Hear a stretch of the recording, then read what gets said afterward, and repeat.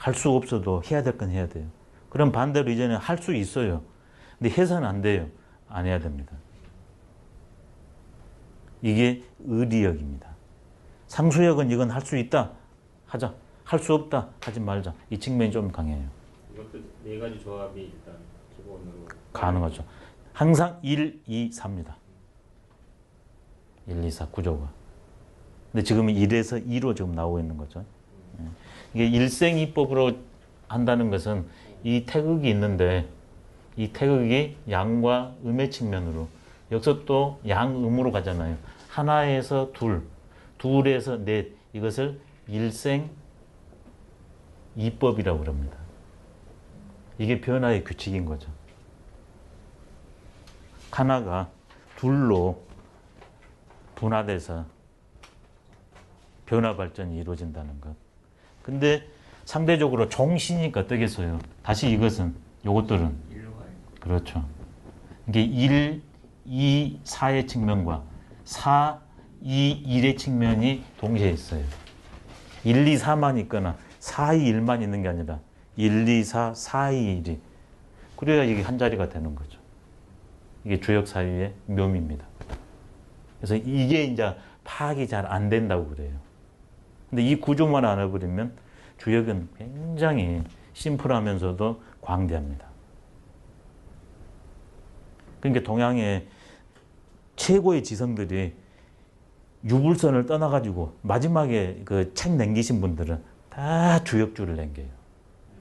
왜? 주역은 비어있어요.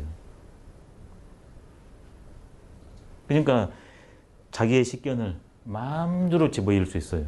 근데 비어있는데 어떤 데는 자연과학만 다루어, 어떤 데는 사회과학만, 어떤 데는 인문과학만 다뤄요. 인문과학에서 어떤 분은 문학예술만 해요. 어떤 분은 역사만 해요. 어떤 분은 철학 종교만 해요. 근데 주역은 거의 싹 들어있어요. 그게 64개입니다. 그러니까 너무나 감사하죠. 나의 모든 것을 분야별로 전부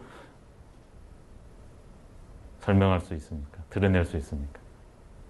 그래서 한우 충동이 바로 주역에서 나온 거예요. 소가, 그 힘 좋은 소가 끓는데 무거워지고 땀을 뻘뻘 흘려요. 그 다음에 책을 쌓아놓으면 이 기둥으로 해서 이렇게 됐잖아요. 이렇게 딱 가득 차버려요. 그렇게 주역주가 그렇게 많아요. 유명 인사들은, 학자들은 다 주역주죠.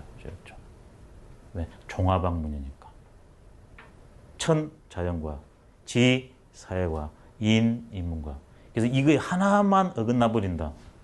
주는 있긴 있는데 각광을 못 받아요. 이 세 개가 딱 맞아떨어지는 사람 주가 지금도 생명력을 유지합니다. 그러니까 주역 공부하다가 미쳤다는 얘기가 나올 만하죠. 이 갈래를 못 치면. 근데 딱 쳐버리기만 하면 어떠겠어요? 이제 기인 달사라는 철인이라는 이제 벼로를 이제 듣게 됩니다. 최재 선생님도 20대 때 공부를 너무 많이 해서 그러니까 몸이 왜 몸이 망가졌는가? 네. 자, 몸이 망가진 것은 두 가지예요. 정신이 막혔기 때문에, 기혈이 막혔기 때문에. 근데 주역 공부는 혼자 못해요. 아니, 혼자 하기 어려운 것 같습니다. 근데 요즘에는 이제 이런 좋은 자료들이 많이 나왔기 때문에 지금은 혼자 가능할 것 같습니다. 그러지만 다른 글에 비해서 좋은 자료들이 많이 나와도 주역은 혼자 하기 더 어렵습니다. 저도 이제 동양학을 이렇게 유불선을 이제 처음부터 같이 했는데 주역은 진짜 어렵더라고요. 선생님 모셔도 어렵더라고. 네, 종합학문이니까. 그 다음에 몇 글자 없습니다. 상징체계입니다. 이 세 개를 동시에 써놓지 않아요. 왜? 몇 글자 안 되잖아요. 근데 이건 다 설명을 해놔야 되거든요. 그러니까 이것이 사회과학을 해놨다. 그러면 나머지 두 개가 딱 읽어져야 돼요. 근데 여기에서는 사회과학 말해놓고 여기에는 자연과학으로 말해버려. 아니 왜 이리 요즘 말로 왜 범주의 오리를 범하냐. 이렇게 나오는 거거든. 근데 이분은 너무나 친절한 거예요. 다 쓸 수 없으니까 역서 이 모델을 하나 제시해주고 역서는 요걸 제시해주고 역서는 요걸 제시해주면 나머지 두 개는 내가 다 알아서 읽어내면 쫙 깨지는 거거든요. 이게 공자께서 그 스스로 그랬잖아요. 위편 3절이라고. 주역 공부하는데 가죽군으로 묶어진 주역책이 3번이나 떨어지도록 했다고. 나중에 설명할 거거든요. 다.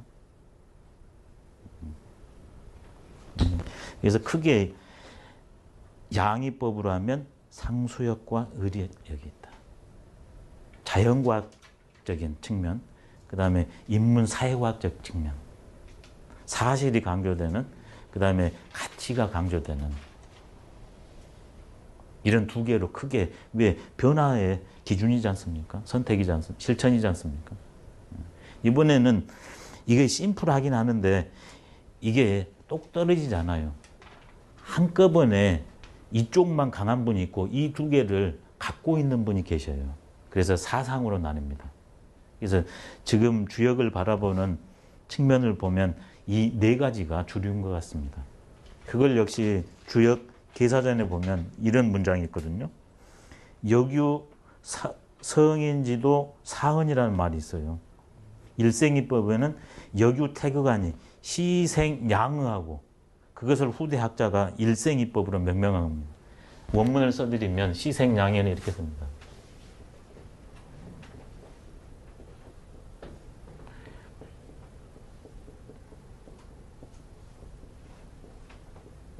시생양의. 이 태극이 양의를 낳고 두 가지 모습으로 변화가 벌어진다는 거죠.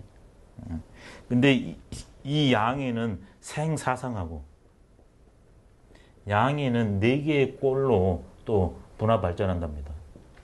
이게 양의 생사상이에요. 근데 1에서 2, 2에서 4, 그러니까 그걸 일생이법이라고 학자가 명명했던 겁니다. 자, 이것을 원리로는 이랬는데 글자로 표현한 게 주역에는 성인의 도가 4가지가 있다는 말이 나옵니다. 그걸 딱 줄여버리면 한 글자로 줄이면 한 글자씩 사, 변, 상, 점입니다.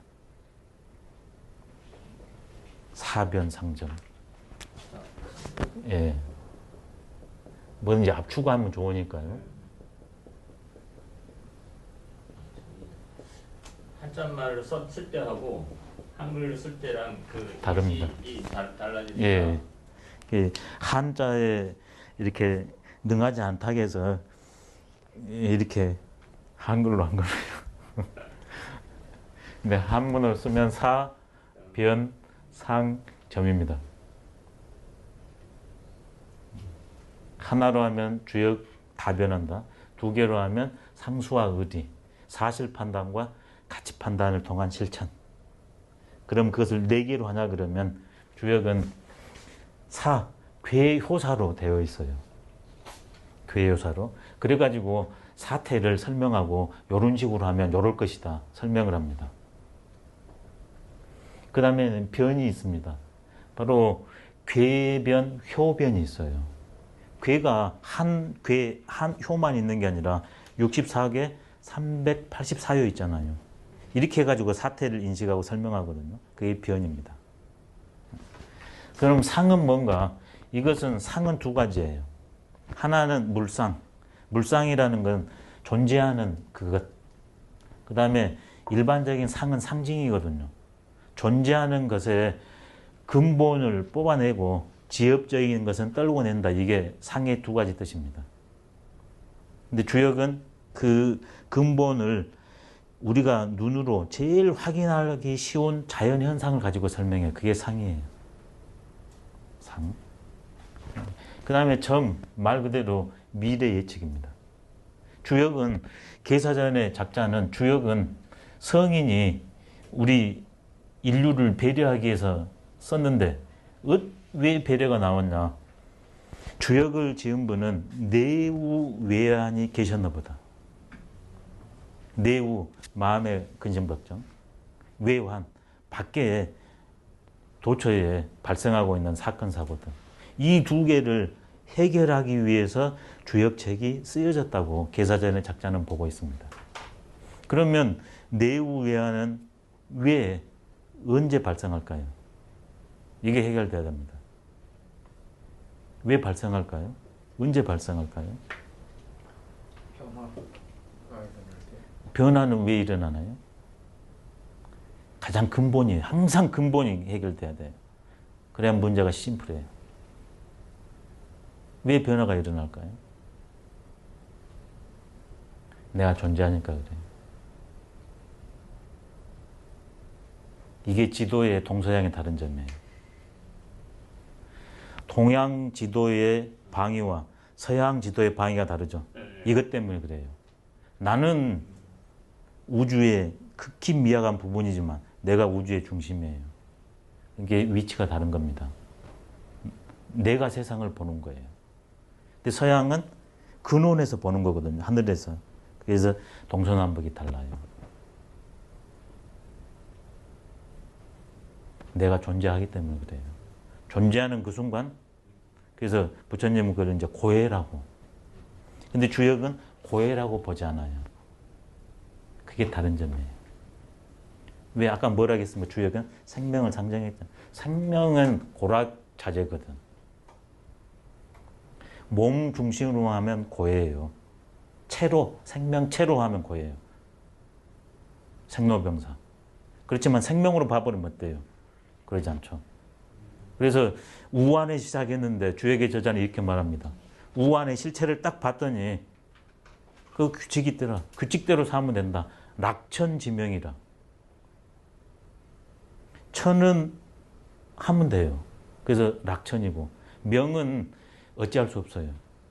그럼 그건 받아들이면 돼요. 그러면 내우외환이 없어진다. 자유의지와 숙명이 몸을 가지면 동시에 공존한다는 겁니다. 근데 어떤 분들은 무슨 소리냐? 우린 열려있지. 자유의지로 되지. 어떤 분은 뭐냐? 우리는 꽉 짜져 있지. 아까처럼 그 육생론화가 전부 연계되는 겁니다. 근데 주역은 열려있는 세계와 자유의지의 세계와 닫혀있는 숙명의 세계가 동시에 공존하고 있다. 그 사실을 아냐 그러면 불우, 근심 걱정이 뚝 떨어진다. 그럼 이제 어떻게 할 거냐?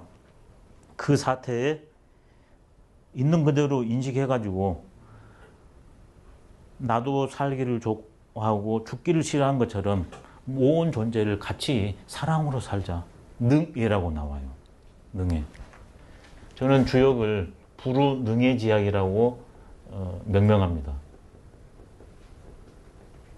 일반적으로 락천지명이라고 부르와 이걸 락천지명으로 많이 얘기하는데요. 저는 주역은 락천지명의 실상을 아니까 근심 걱정이 없고, 그리고 실제로 대상을 만나냐 그러면 나와 또 다른 존재고 나는 외부 존재 때문에 삽니다. 어떤 분은 이렇게 말합니다. 나는 가는 데마다 좋은 일 한다고. 제가 어디 음식점 가면 꼭 사람들이 많이 들어오더라고요. 어우, 좋으신데요. 능해. 나는 남의 온 존재의 도움으로 사니까 이 실상을 아냐 그러면 어떻겠습니까? 나도 사랑할 수밖에 없잖아요. 그 존재를 아낄 내자거든요. 그 존재 때문에 내가 사니까 그 존재를 내가 아끼고 사랑하지 않을 수가 없습니다. 저는 주역에서 이게 강조되는 락천지명 너무 형이상학적이에요. 그 형이상학의 구체적인 현상을 왔을 때는 만나는 모든 일이 그게 자연한 일이잖아요. 때로는 음의 일이긴 하지만 그래서 걱정하지 말고 사랑하며 살자. 제대로 사랑하면서. 논어에서도 요걸 가져갔죠. 유인자야. 오직 인한 사람만이, 생명의 실상에 동달한 사람만이 능호인하며 제대로 사람을 좋아하고 능오인하나니라. 제대로 사람을 미워할 수 있다. 생명의 실상은 인간적 가치로 하면 인이랍니다. 성리학자들이 인을 이렇게 승격시켜 버립니다. 하늘과 땅이 온 존재를 낳는 마음, 온 존재를 하나로 여기는 그게 인이라고 해버려요. 논어에 보면 인을 이렇게 말합니다. 극기 복내의 위인이라. 나의 주관적 생각이나 의지나 욕망을 이기고서 본래적인 걸 회복해서 관계를 잘 맺는 것, 이걸 인이라고. 맹자는 안으로 들어갑니다. 인은 측은지심이다. 내가 잘못했을 때 내 스스로를 안타까이 여기고 상대가 불행에 빠져 있을 때 그걸 어떻게 하면 구해줄까 안타까워 여기는 마음, 그걸 측은이라고 인을 말하거든요. 근데 성리학자들은 완전히 인을 탈바꿈 시켜버려요. 왜? 성리학의 근거는 주역이니까. 인간 철학에서 생명 철학으로 바뀌어요. 그게 주역이에요. 성리학의 근원이 어디에 나와 있는가? 저는 주역에 있다고 봅니다. 국리진성하야 지어명이라는 말이 있어요. 국리진성. 근데 거기에서는 이성, 국이거든요. 명이거든요. 근데 성리학은 성리학이에요. 이게 이제 다른 겁니다. 자, 명리학이 있습니다.